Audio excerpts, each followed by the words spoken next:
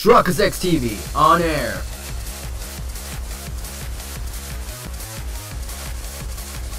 We are now live in 3, 2, 1. Welcome back to another episode of the Great Ace Attorney Chronicles. In the previous episode, we completed part of the trial phase. Today we got the witness and the victim. If you're hot to today's episode, make sure to like and subscribe to the channel. And who's that other man beside him? Yes, I feel sure that we've caught a glimpse of that man before. State your names and occupations for the court, please, witnesses.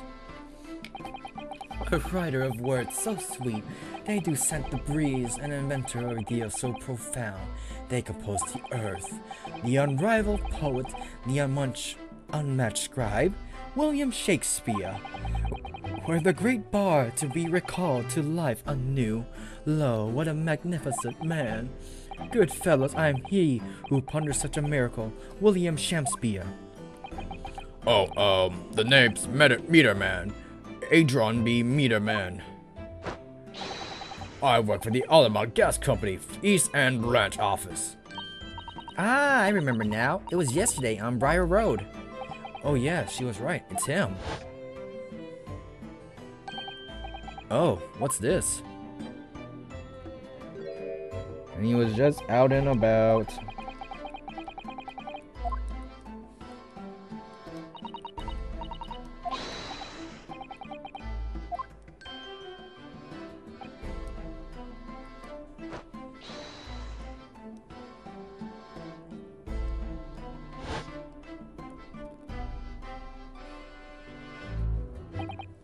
Yes, we spotted him outside Mr. Garrett's house that morning.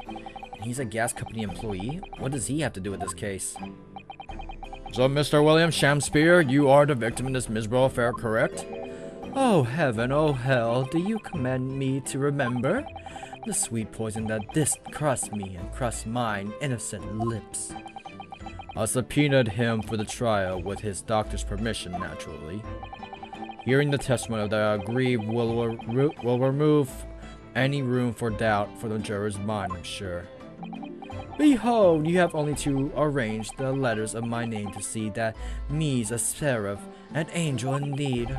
Thus be I, noble of mind, sweet of nature, and verily, honest of heart, as all heavenly angels be. Because there isn't the last contrived meaning in your name? No, not at all? The jurors seem to be very moved by this man, I'm afraid. They're actually taking this seraph anagram idea seriously? Thank you, witnesses, for your illuminating introductions. But my lord, what's the man next to Shakespeare doing here? The gasman, I mean. What, me? Well, now... Allow me to enlighten my learned friend. You recall, I presume, your earlier impertinence? When you suggest that the victim had another visitor to his room on the night in question, and moreover that the victim is a compulsive liar? No, I didn't quite say that. This young chin stroker is here to controvert your wild claims conclusively. Is that not so, Mr. Meterman? Hang on, no, I'm just here. I hereby call for your formal testimonies. You will tell the court as lucidly as possible what happened the night in question.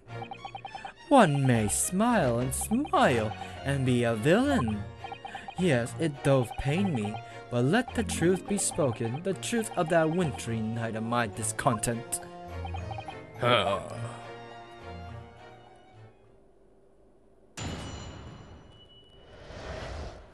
wintry night of my discontent.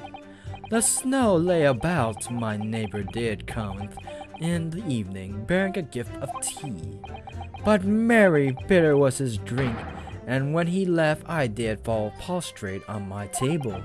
'Twas the tea alone did pass my lips that late hour, not else. I was outside this bloke's window in the freezing cold all night, keeping an eye on his room. No one else visited his room but this short little round-backed eastern fella. What were you doing there? Wait, what did you say? You were keeping an eye on Mr. Shakespeare's room all night? That's right. Of course, the bloke's window is all but blocked up, isn't it? but there's a little gap in the bricks where you can see into the room, so I spent the night trying to keep my teeth from chattering as I peered in through that.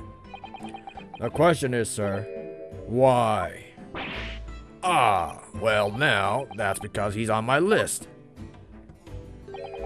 What a piece of work is a man, wherefore wouldst thou not stare in wonderment? What are you talking about? This buzzing busybody hath not part in this play. I pray thee, pay him no heed, make no more ado about his tedious words. What you say about me? Calm yourself. This court is concerned with what happened on the night in question. Nothing more. Indeed, that is so. And, as the testimony we have just heard clearly reveals, therefore was no other than the accused present at the time who could have carried out this crime.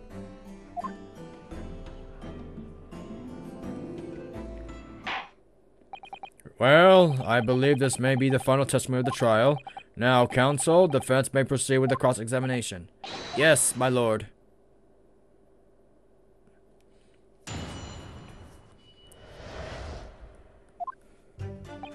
The snow lay about. My neighbor did comment in the evening, bring a gift of tea.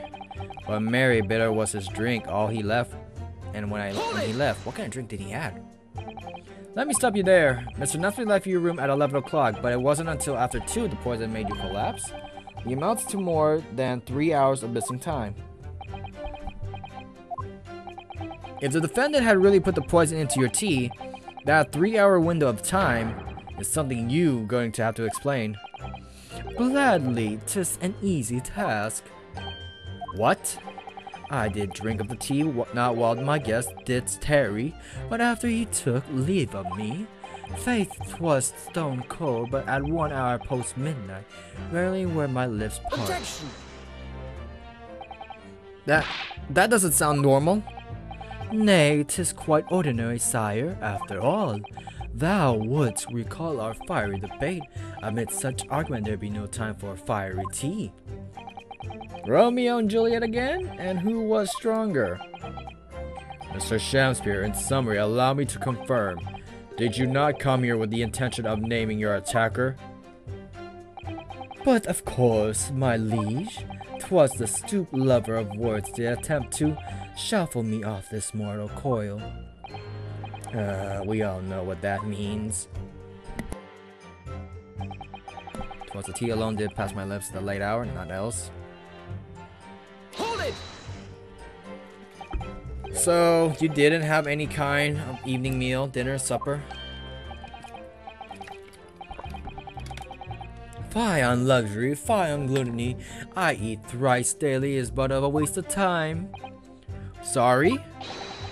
I would that my belly were full, no more of that the sun doth rise. Well, most heroic eating habits, I must say. Night and day do I fill my hours with learned study of the great bard and playwright. Hence is it that doth not in my chamber be then costumed of mine art. That would appear to be the case, as even a rodent was found starved to death in your room. Now I think of it, it's not just the food that was conspicuously missing from the room, is it? I don't recall seeing a single play or script anywhere. For I have devoured them all. You've eaten them? Every word be within my skull. Didst thou imagine otherwise? Right, that wasn't misleading at all. Now, could you turn around, do you think? Which brings us to the conclusion that the only way the poison could have passed the victim's lips is in the tea. Ah! I was outside this bloke's window in the freezing cold all night. Hold it! But the windows of that house have all been filled in. A historical artifact of the now defunct window tax. Yeah, you're right there. All bricked up horribly. But as it happened, there's a little part of the brickwork at the bottom corner that's been opened up. I was looking in through that gap. Yes, there were a few bricks loose, weren't there?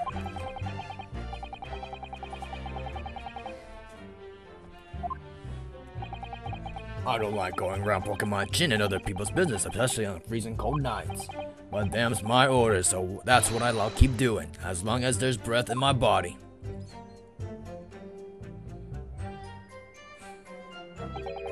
What's with all this theatrics today? Out of interest, Mr. Meterman, after the accused had left and returned to his own lodgings, did you see the victim leave the room at all? Nope, he never left. He was there in the room the whole time as far as I'm concerned. As we can therefore discount the possibility of suicide. How can you be sure of that? The police carried out a thorough investigation of the scene and found no receptacle for that poison. And since we know the victim didn't leave his room and hence didn't dispose of the poison's container himself, it's clear that it was no attempt suicide. Only the culprit could have removed that receptacle. Ah, yes. Lucidly explained, counsel. Thank you.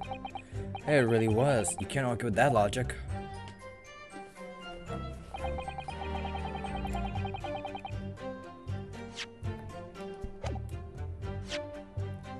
Where do we have the evidence again?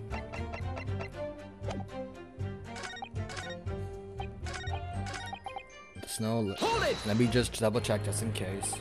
To be clear, by neighbor, you are referring to the defendant, Mr. Natsume. Oh, indeed, sire. Perchance thou wouldst that I call him the man from upstairs? And at what time did the mustached Nipponese visit you in your room? Our meeting was promised for the hour of 9, and lo did he come to tender a gift of fragrant tea. Can you tell us which are the coordinates of the defendant's own testimony? Yes.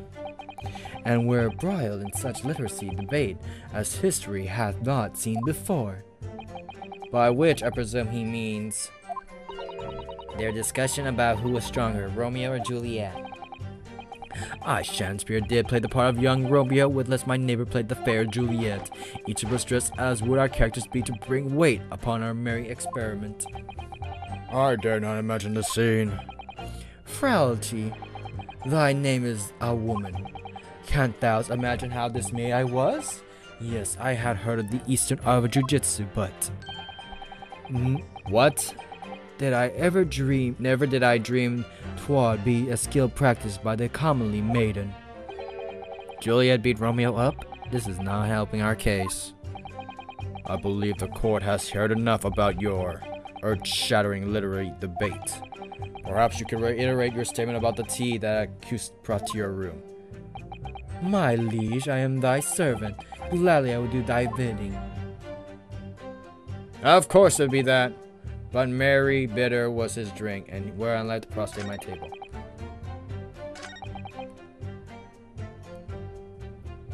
Hold it! Let me stop you there. Oh, never mind. Didn't he say he changed the freaking thing? Objection!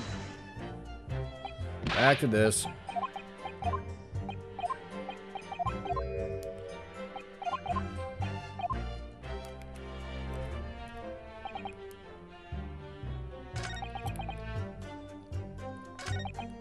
Just note my neighbor did come at the evening bring a gift of tea. Hold it! You say a short little round back eastern fella, so you can't be sure it was the defendant. Objection! How many other short little round back Nipponese with a mustache do you think there are in London? Well, of course, it's only a narrow gap and it was quite dark, so I didn't notice the mustache. But he showed up around 9, so I'm pretty sure of myself. And when the person you saw arrived, did he and Shakespeare drink tea together? Nah, sorry, I couldn't say. Why not? Because I couldn't see into the room all that well, could I?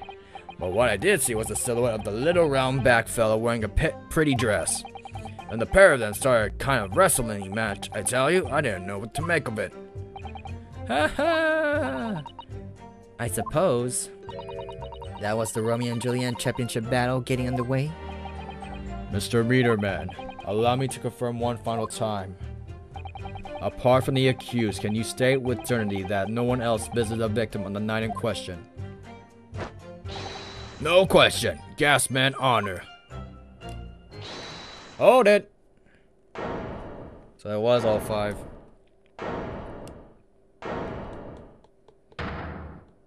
And here we go again, Chief. Oh, the... Can't keep my mouth shut now, but this has gone long enough. Are you all with me? Yes. Are we to understand that you, ladies and gentlemen of the jury, are in agreement with one another? That you've reached a unanimous decision? Oh, 15 minutes, we can add more. We can make it a 45-minute episode. Wait, no! The defense is in the middle of a cross-examination! To be honest, I was holding out a bit of hope for you, young man. Especially after you identified those few hours that followed the accused leaving the victim's room. Yes, the 3 missing hours as you put it.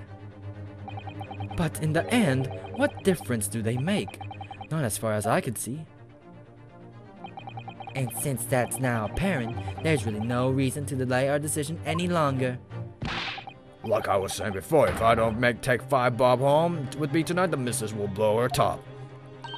Huh? What's that? Sorry, I didn't quite catch that what you said. Very well. Let the court be apprised of your decisions. Ladies and gentlemen of the jury, you will state your link, blah, blah, blah, blah.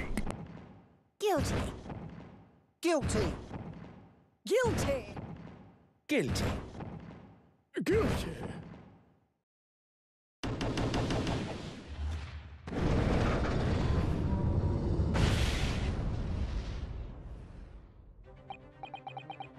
All of you. Although it appears that the jury is indeed unanimous.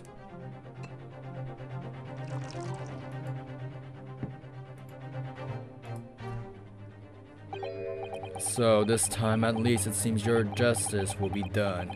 All's well that ends well, as they say. This calls for a toast, I feel. To the guilty being punished.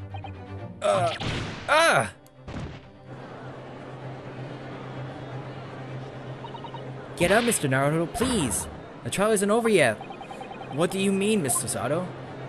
And here we go about the thing we don't need to know about the freaking thing. The right belongs to the defense, blah, blah, blah. We gotta do our thing once again. A summation examination. Yes, that's right. We don't have a jury in Japanese courts, of course. But here in British law, if we reverse the decision of the majority of the jurors, we can force the trial to continue.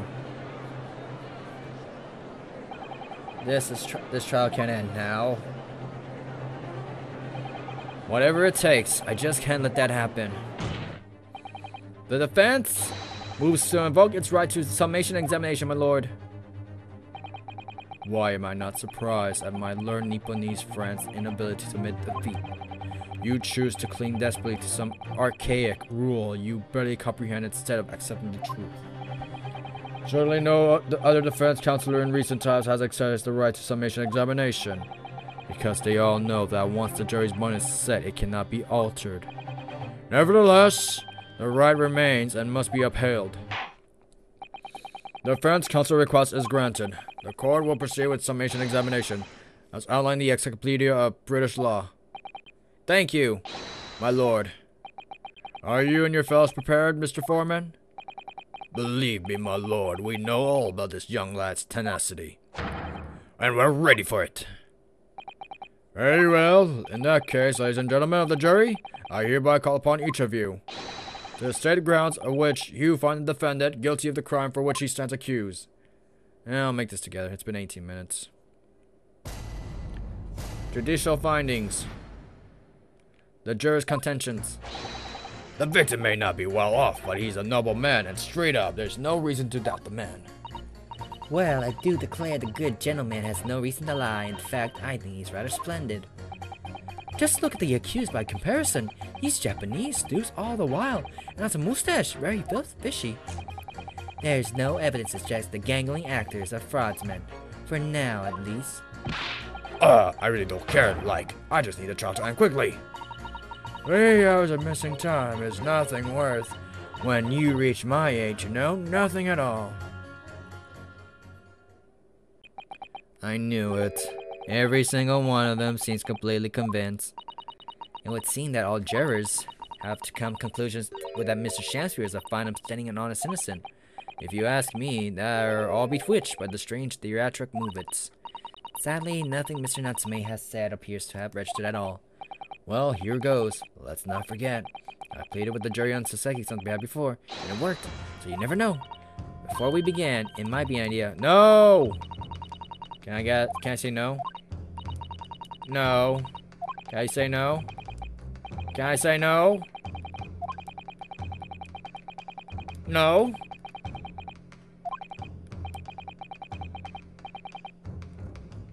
No need. Thank you for the kind offer, Sato, but I've been through plenty of the summation examination right now. I think it's important that we don't delay the start any longer than necessary. Of course, I understand. I'm quite sure you're right. If you're confused by anything at any point, you can turn to me for advice whenever you like. I'll be here for you. The key to this, really listening carefully to each juror's statement. Finding two that are contradictory. Putting the corresponding blah blah. Without further ado, please, counsel, proceed with the summation examination.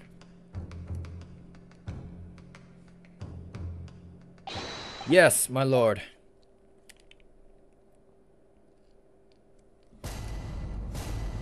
Here we go again.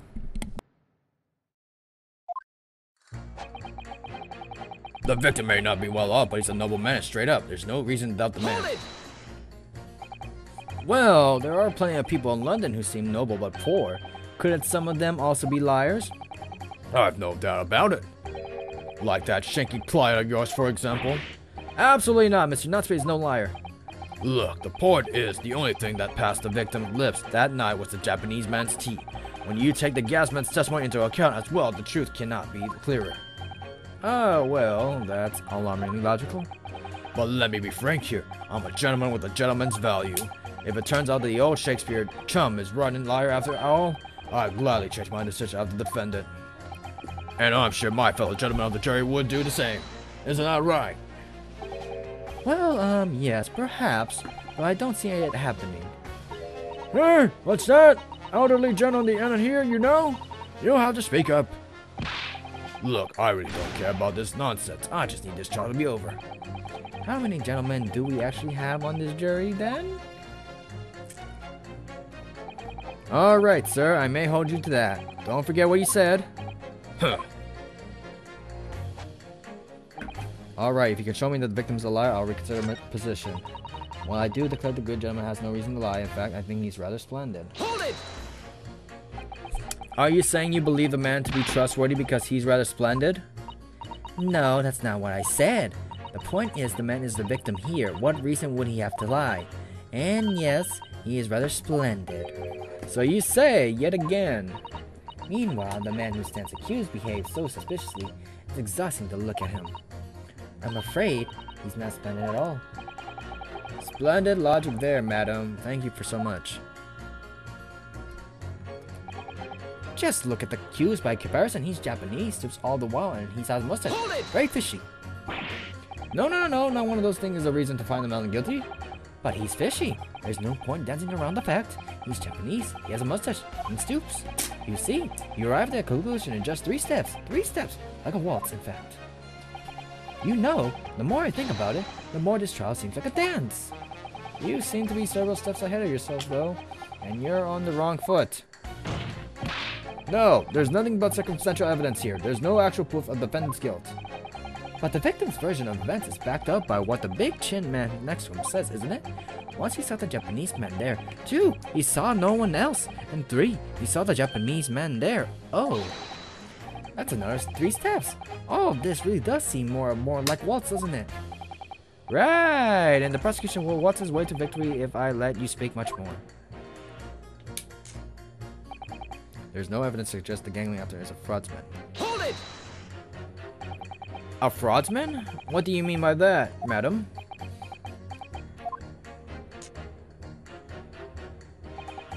It really is the most tiresome problem for the company, most irritating. We can't be absolutely certain that the customer is stealing from us, but without hard evidence. We can't even threaten to take action for fear of being sued. I'm sorry, you've lost me a little there. Who are you? I'm the wife of Augustus Altamont, owner of the Altamont Gas Company. Good gracious, Altamont gas, you say? Gas is the future of energy in this country and around the globe, but proper handling is essential. As I'm sure our employee from the East End branch office would be the first team to agree. Absolutely, lady, couldn't be. Gotta be used properly. Altamont gas is the best in the world, of course.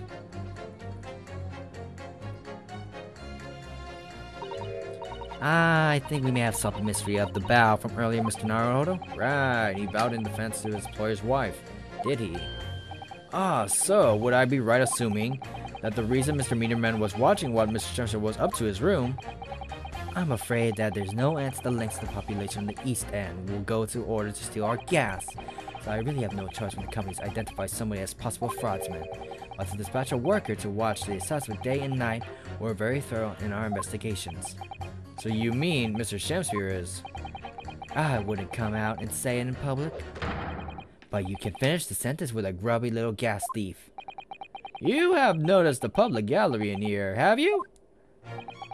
The eye of a man hath not heard, the ear of man hath not seen. Faith wouldst thou would me not with thy words, were I to let them penetrate the skin. But seraphs hear not insults, only choirs of angels in song. We may have evidence yet, but my workers won't stop buzzing around. And when they do, you'll find yourself blasting back to your angelic heights in the ultimate gas explosion. So Mr. Shamsphere has been stealing gas. I wonder, juror number 4, if you wouldn't mind adding the information to your statement. My pleasure. Was it a bit ripping the thief apart you enjoyed? A little before the part about abject violence, if it's not too much trouble. Yes, of course. This could be it. This could be a shift the balance. The victim puts on fine performance, but in reality, he's a common thief of my gas. I really don't care. Let's end this quickly. 3 hours of missing time is nothing when you reach my age. So we use her.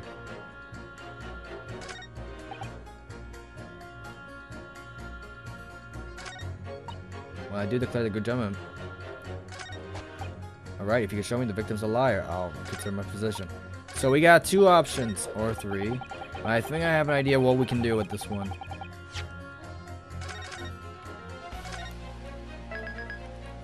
I think I have an idea what we need to do.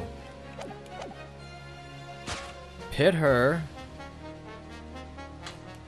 The victim puts on a fine performance, but in reality, he's a common thief of my gas. Her explanation is this. Objection!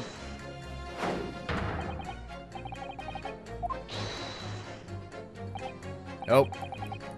That's not what I'm thinking of. That's not what I'm thinking of.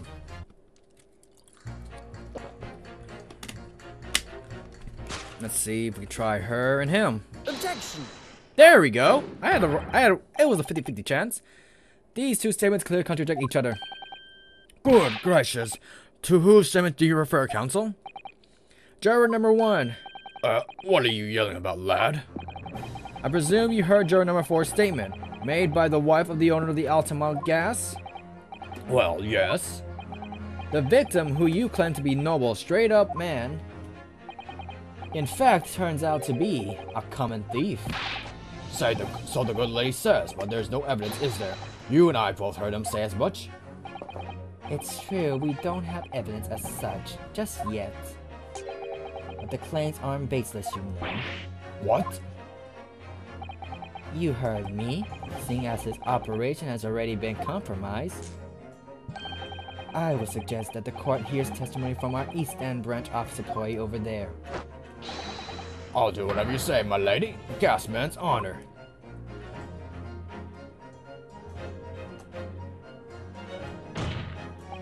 Juror number 1, you say you're a man of your word. If I could show that Miss Shamsphere was a liar, you assume me that you would reconsider your decision about the defendant's guilt. Huh. Yes, I did say that. As a man of honor, I'll hold to it. As I'm sure the other gentlemen of the jury will. Me? Oh, well, yes. Now that we found out the man's a liar, perhaps we ought to consider the matter further. Well, if I'm perfectly honest, I haven't heard half of what you've all been saying. Though this means you recap a few points that would suit me down to the ground. Oh no, I'm not having any part of this. I want this trial over and done with. In that case, I shall change my leaning. Hey, we got this. Let's go. We have the jury demand to know exactly what kind of man you really are. Yeah! That's 4 jurors. 4 for not guilty. Yes, Mr. Naruhodo. Victory!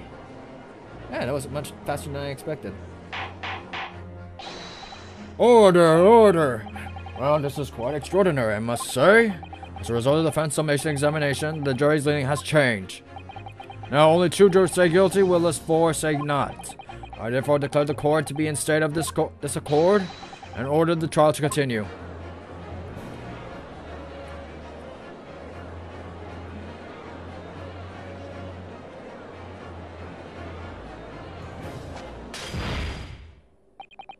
You have spoiled the bouquet, Mr. Shakespeare.